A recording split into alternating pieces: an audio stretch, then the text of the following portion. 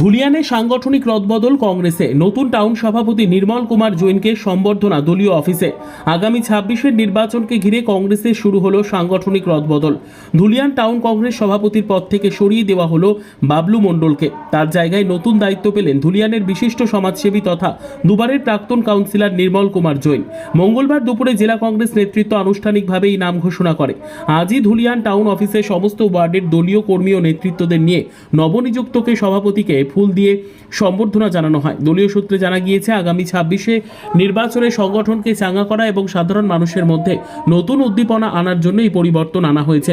নির্মল কুমার জৈন দীর্ঘদিন ধরে সামাজিক কর্মকাণ্ডের সঙ্গে যুক্ত থাকায় তার গ্রহণযোগ্যতা রয়েছে বিভিন্ন সম্প্রদায়ের মধ্যে।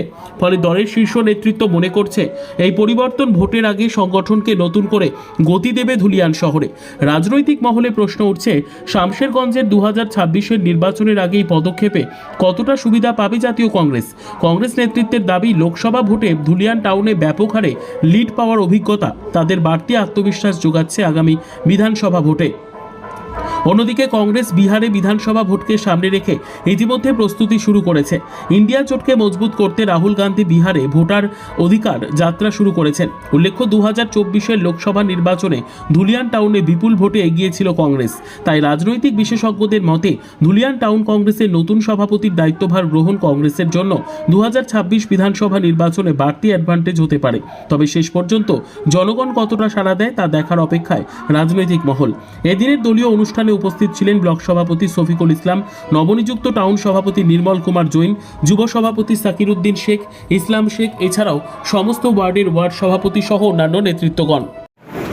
দল আমাকে দায়িত্ব দিয়েছে, আমি সমস্ত ওয়ার্ডকে নিয়ে ভালোভাবে চলবো, সবার সমস্যা শুনবো, শুনে যেরকম ভালোভাবে চালাতে হয় চালাবো।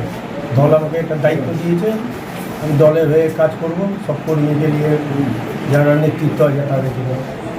সামনেই বিধানসভা রয়েছে, কিভাবে কাজ করবেন দলকে নিয়ে?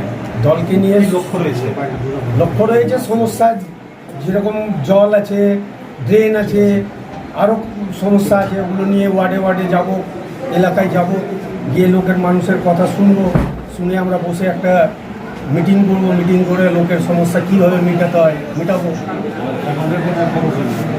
ভালো লাগছে, দল দায়িত্ব দিয়েছে, তো খুশির ব্যাপার। কি বার্তা দেবেন শামশেরগঞ্জবাসীকে? শামশেরগঞ্জবাসীকে দিব যে কি আমাকেও ওরাও সহযোগিতা করুক, আমি তাদের সহযোগিতা করবো, সব নিয়ে আলোচনা করে কি কি সমস্যা আছে সব কথা শুনবো, শুনে নেতৃত্বের সঙ্গে বসে আলোচনা করে সমস্যাগুলো মেটাবো।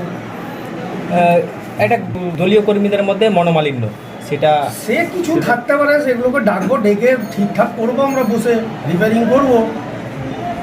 হতেই পারে রাগ ঝাল, ওগুলো ডাকবো, ডেকে জানবো, যে যে ওগুলো সমস্যা মেটাবো। কর্মী আমাদের ঠিক আছে, একটু হয় টুকটাক হয়, ওরকম ওগুলোকে আমরা মিটিয়ে নেব। আজকে আপনি কর্মীদেরকে কি বললেন, কি বার্তা দেবেন? এখন আর প্রথম আজকে এসছি, শুক্রবারে বৃহস্পতিবারে ডাকবো, ডেকে সব কিছু আলোচনা করবো, তারপরে আপনাদেরকে জানাবো।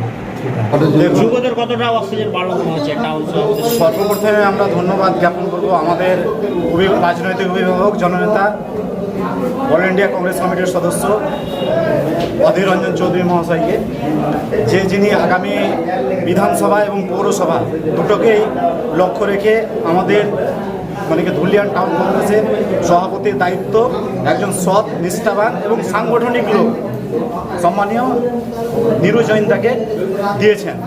এতে আমরা আশা রাখি যে বিগত দিনে যে আমাদের লড়াই, যে সংগ্রাম আমরা করে এসেছি, আগামীতে আমাদের সংগ্রাম আরও তীব্র থেকে তীব্র হবে, আমাদের লড়াই আগামীতে আরও তীব্র হবে। আগামী দিনে ধুলিয়ান পৌরসভায়, বিধানসভা এবং পৌরসভায় দুটোকে পাখির চোখ করে আমরা জাতীয় কংগ্রেসের প্রত্যেকটা কর্মী, শাখা সংগঠন সকলেই আমরা উদ্বুদ্ধ যে আমাদের আগামী দিন জাতীয় কংগ্রেসের জন্যে, শামশেরগঞ্জের মানুষের জন্যে, সর্বোপরি ধুলিয়ান পৌরসভার জন্যে ভালো দিন আসতে চলেছে। যখন প্রথম ফলেই ভালো, তা অবশ্যই মানতে হবে যে আমাদের সকাল হলেই যেমন ভালো হয়, এই যে সকাল শুরুতে যদি ভালো কিছু হয়, তা অবশ্যই আমরা জানবো সামনের দিনটা অত্যধিক ভালো হবে। আমরা যে লোকটাকে কাছে পেয়েছি তিনি একদম হনেস্ট লোক, এনার যে ধুলিয়ান টাউন এনাকে এক নামেই চেনে, এবং আমাদের আর বলতে হবে না উনি যেন একটা কথা বললেন যে আমি প্রত্যেকটা লোকের সাথে চলতে পারবো, আমি এটাই গর্বিত। আমি সামনের দিকে দেখলাম, মানে বুঝতে পারছি যে আমরা ভালো কিছু পেয়েছি এবং সামনে ভালো কিছু করবো। সমস্ত গোষ্ঠীদ্বন্দ্ব ভুলে বিধানসভা ভোটের জন্য আপনারা ছাপাবেন, তাই তো? অবশ্যই। বলছি দলের মধ্যে অনেকগুলো কর্মী ছিল, তাকেই কেন বেছে নেওয়া হলো? শুনেন, চকচক করলেই সোনা হয় না। যারা সোনা চিনে তারা অবশ্যই বুঝতে পারে কার মধ্যে কোনটা গুণ আছে।